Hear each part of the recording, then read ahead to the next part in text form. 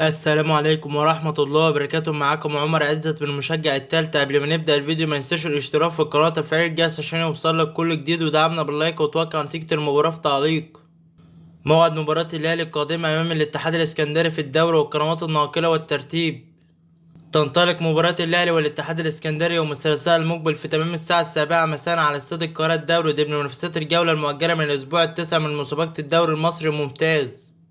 ويحتل الأهلي المركز العاشر برصيد 27 نقطة من 13 مباراة، فيما يحتل الاتحاد الإسكندري الرابع برصيد 32 نقطة من 20 مباراة. وفاز الأهلي الموسم الماضي ذهابا وإيابا بنتيجتي 2-0 و3-0 على زعيم الصغر.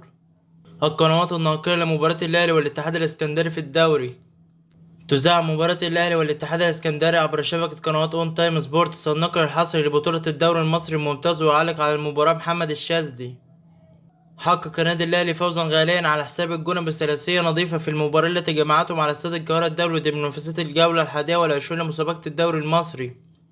سجل هدف الأهلي الأول إمام عاشور في الدقيقة 37، وأضاف محمود متولي الهدف الثاني في الدقيقة 62، وعزز محمود عبد المنعم كهربا تقدم الأهلي بالهدف الثالث في الدقيقة 80.